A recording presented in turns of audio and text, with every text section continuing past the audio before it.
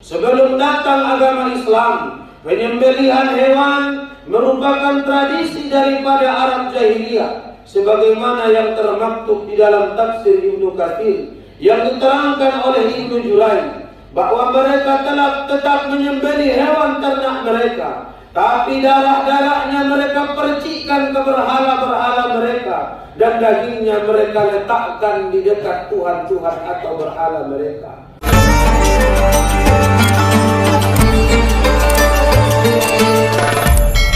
Idul Adha yang penuh dengan kemuliaan dan keberkahan, 10 Zulhijjah 1444 Hijriah. Masih ada hati yang condong kepada kebaikan. Kita melangkah kaki, mengayunkan tangan, seraya membesarkan, mengagungkan nama Allah Subhanahu wa Ta'ala. Allahu Akbar, Allahu Akbar, Allahu Akbar, walillahil hamd. Coba lihat saudaraku, begitu banyak yang terlakukan dosa dengan kedua mata, begitu banyak yang terlakukan kesalahan dengan kedua tangan, begitu banyak langkah yang salah dengan kedua kaki. Tapi Allah Subhanahu wa Ta'ala Sang Maha Pencipta yang menyayangi kita hambanya masih memberikan kesempatan untuk bertaubat kembali kepadanya.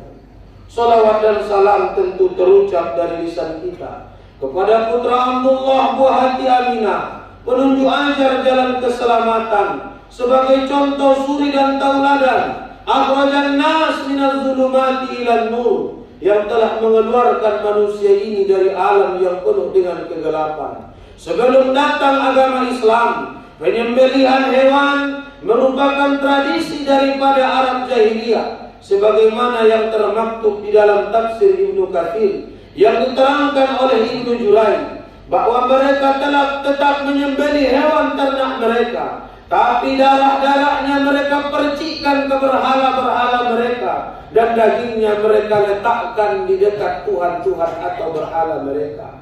Maka sesungguhnya agama ini datang mengajarkan kepada kita apa kata Allah Subhanahu wa Ta'ala, la yanalullahu luhumuha wala dima'uha walakin yanaluhum taqwa minkum. Daging-daging hewan kurban beserta darah-darahnya itu sekali-kali tidak akan sampai kepada Allah Subhanahu wa Ta'ala. Akan tetapi yang dilihat oleh Allah adalah rasa takwa yang ada di dalam hatimu. Tentu salawat salam itu dengan doa, Allahumma salli wa sallim ala Sayyidina Muhammad wa ala ali Sayyidina Muhammad.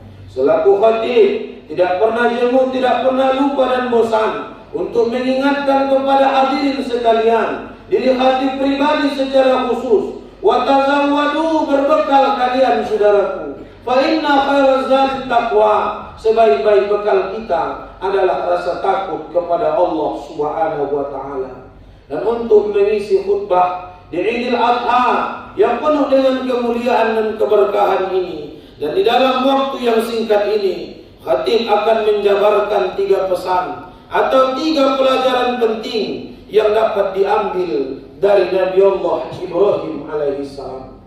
Yang pertama, hadirin jamaah Idul Adha yang dirahmati oleh Allah Subhanahu wa Ta'ala, bahwasanya di dalam hidup Nabi Ibrahim alaihissalam, beliau ini selalu diuji sedemikian rupa. Setidaknya ada 3 ujian yang besar. Yang pertama, Nabi Ibrahim diuji dengan adanya seorang bapak, adanya seorang orang tua yang ingkar kepada Allah Subhanahu wa Ta'ala, sebagaimana yang dijelaskan oleh Allah di dalam surah Maryam.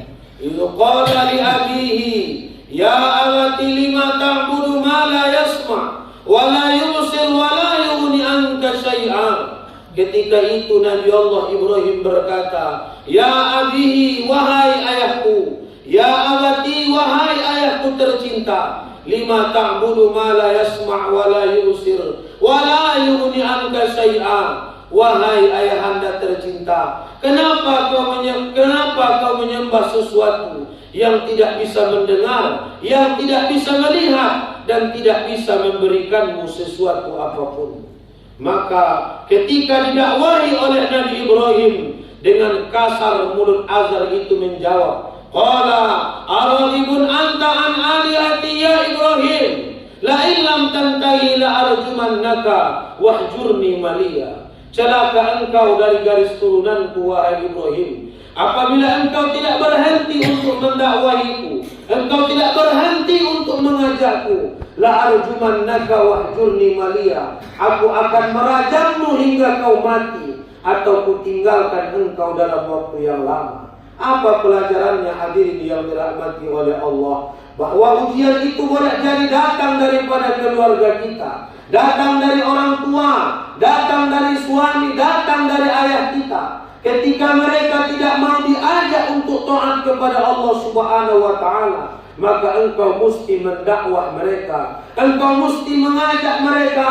Jangan sampai ada di Taluk Ambon ini ada seorang ayah yang enggan ke masjid, ada seorang orang tua yang ketika diajak anak-anaknya untuk mengerjakan ibadah, namun ternyata dia marah dan mengancam dan sedemikian rupa. Allahu Akbar, Allahu Akbar, Allahu Akbar, walillahil hamd.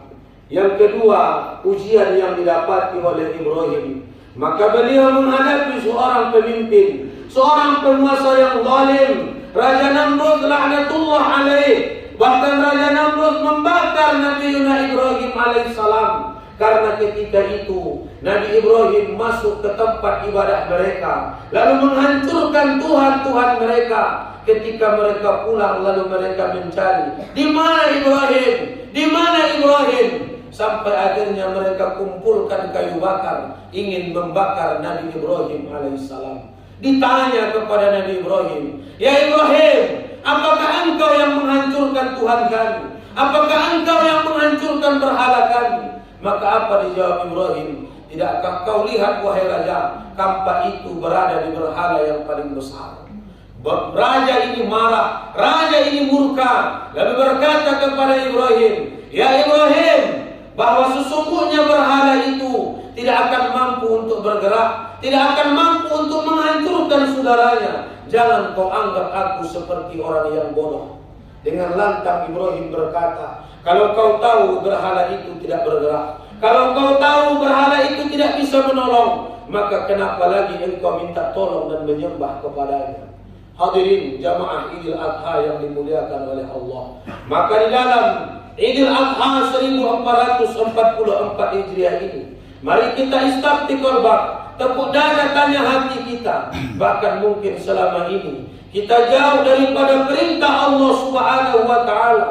Banyak yang membesarkan harta, banyak yang membesarkan pangkat dan jabatan. Di dalam lisan dia bertakbir Allahu Akbar, tapi ternyata di dalam praktek kehidupan sesungguhnya bukan Allah yang maha besar. Karena hadirin jamaah yang dirahmati oleh Allah, karena pangkat ia rela tinggalkan Allah Ta'ala, karena jabatan ia rela berdusta, dan bahkan karena harta ternyata ia larang perintah Allah Subhanahu wa Ta'ala.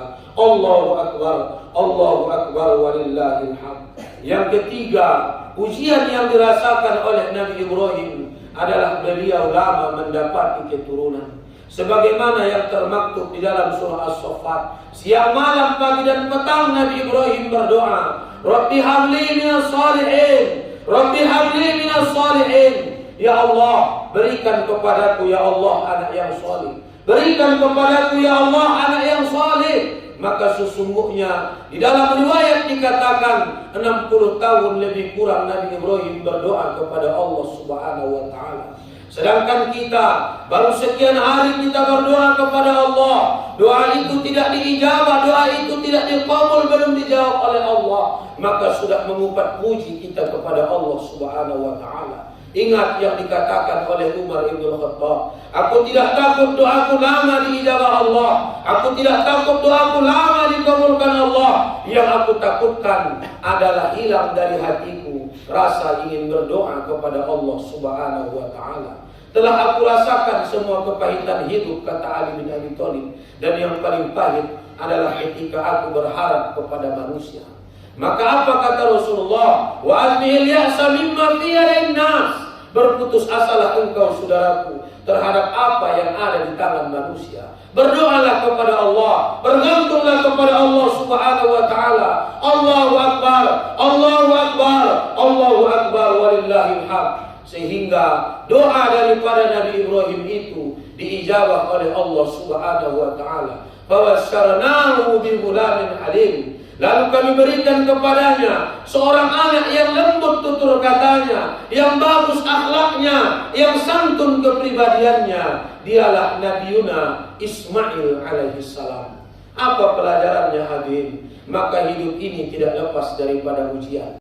Allahu Akbar, Allahu Akbar walillahil hamd. Nabiuna Ibrahim alaihissalam mengantarkan anak beserta istrinya yang masih dalam keadaan lemah ke suatu lembah yang berjarak lebih kurang 1.500 km dari tempat dia tinggal. Tidak ada makanan, tidak ada minuman. Maka ketika Ibrahim ingin pergi, datang ibunda Hajar memegang jubah daripada Ibrahim, lalu berkata, wahai suamiku, kenapa kau perbuat kepada kami seperti ini? Kenapa kau lakukan kepada kami seperti ini? Adakah salah yang terlakukan oleh diri ini? Tidak sukakah kau kepada anak yang kulahirkan? Apa yang membuat engkau meninggalkan kami? Bertanya-tanya Hajar, berurai air mata Hajar. Namun ternyata Ibrahim diam, tidak bisa meninggalkan anak dan turunannya.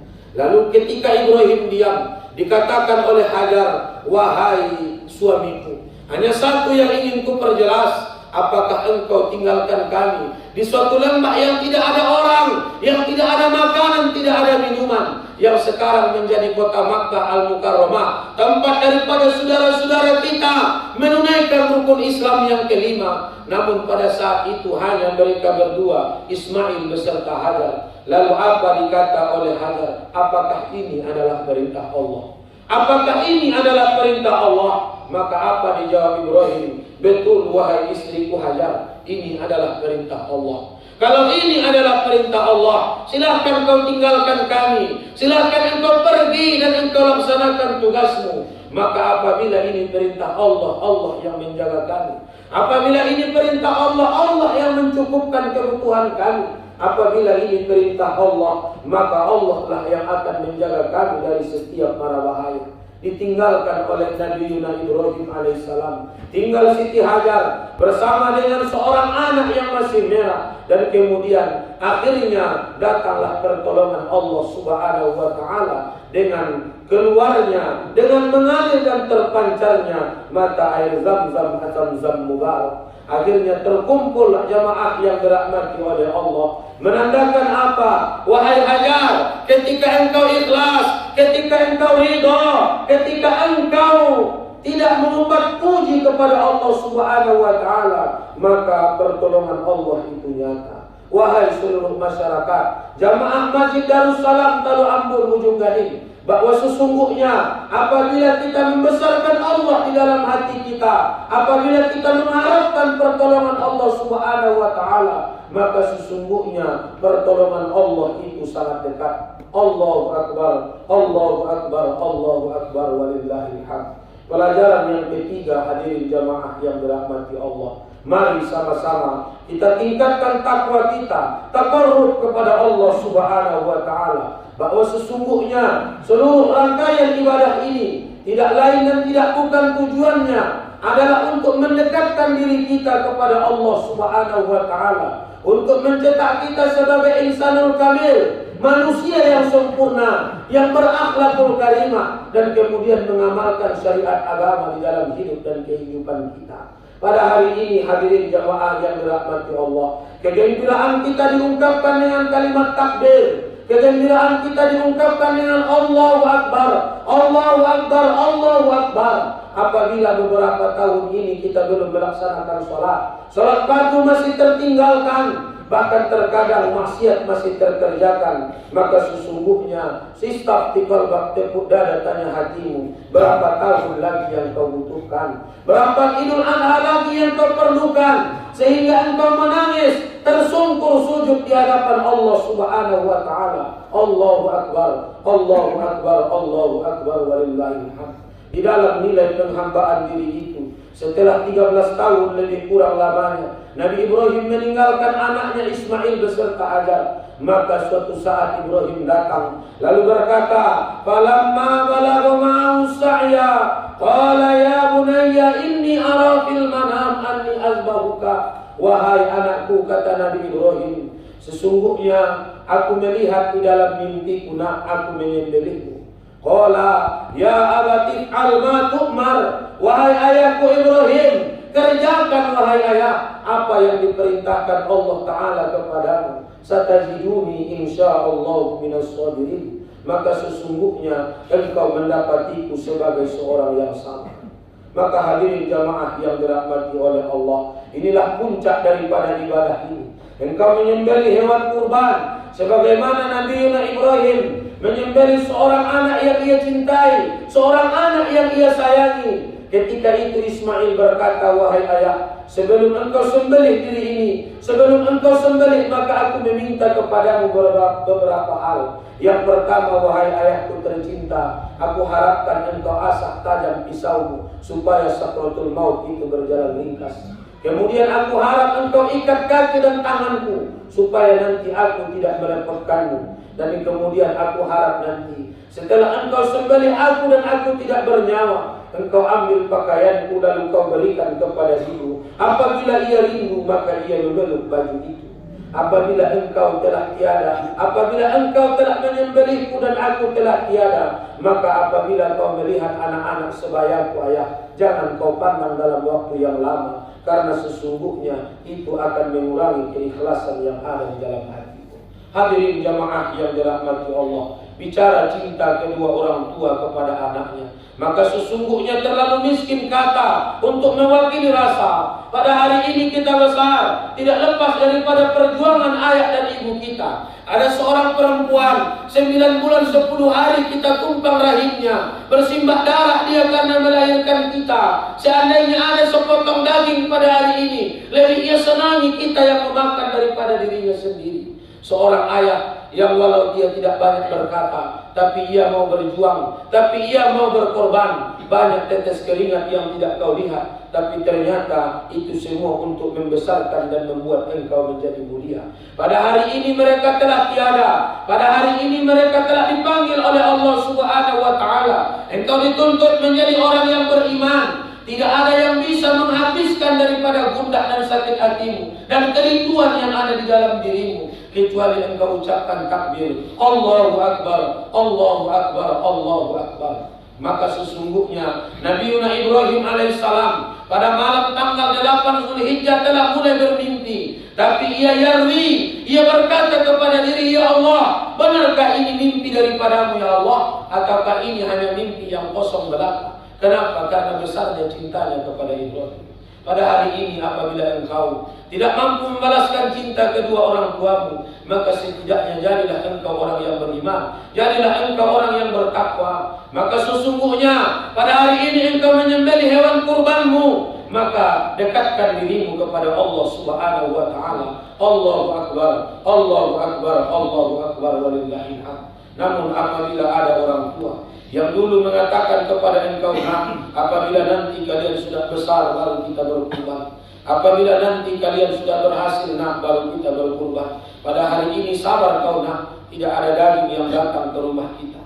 Tapi ternyata pada hari ini dia telah tiada. Engkau telah berpunya, engkau telah berharta, engkau ingin berkurban bersamanya, engkau ingin hadir kumpul bersamanya. Namun ternyata dia telah dipanggil Allah Subhanahu wa Ta'ala. Maka niatkan pahala kurban itu seumpama untuknya.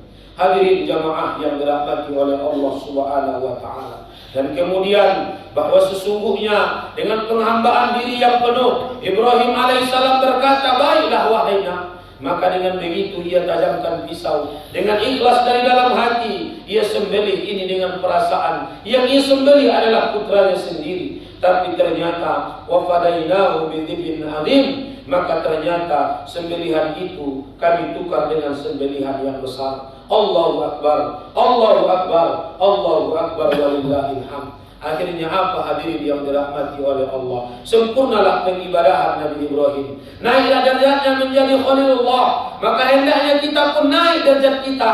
Hendaknya kita pun naik keadaan kita. Dan meningkat rasa takwa kita kepada Allah Subhanahu wa Ta'ala. Allahu Akbar, Allahu Akbar, Allahu Akbar, walillahil hamd. Maka sesungguhnya daripada perjalanan Nabi Ibrahim alaihissalam ini, kita ambil pelajaran bahwa iman itu, takwa yang ada di dalam hati tidak akan sempurna tanpa engkau mengorbankan apa yang paling kau cintai. Maka mudah-mudahan kita seluruhnya menjadi orang-orang yang menanamkan nilai-nilai ketakwaan kepada Allah Subhanahu wa taala. Jangan kau katakan rindu Madinah, jangan kau katakan ingin ke Masjidil Haram Makkah, tapi ternyata Masjid Darussalam yang berada di dekat rumahmu tidak pernah kau rindukan. Jangan kau katakan kau cinta kepada Rasulullah, jangan kau katakan kau cinta kepada Nabi Muhammad sallallahu alaihi wasallam, kalau ternyata karena pangkat engkau tinggalkan ini agama, karena harta engkau tinggalkan perintah Allah Subhanahu wa taala. Lebih takut engkau kehilangan harta daripada kehilangan cinta dan kasih sayang Allah Subhanahu wa taala. Atasanmu yang memanggil jam 7, engkau datang jam tengah 7, sedangkan Allah memanggil waktu zuhur, engkau datang jam tengah 3. Maka hadirin jamaah yang dirahmati oleh Allah, sebetulnya dipertanyakan, kita ini adalah hamba siapa? Apakah hamba harta? Apakah hamba pangkat? Apakah hamba jabatan? Ataukah kita ternyata mempertuhan daripada selain Allah Subhanahu wa taala? Allahu akbar, Allahu akbar walillahil hamd.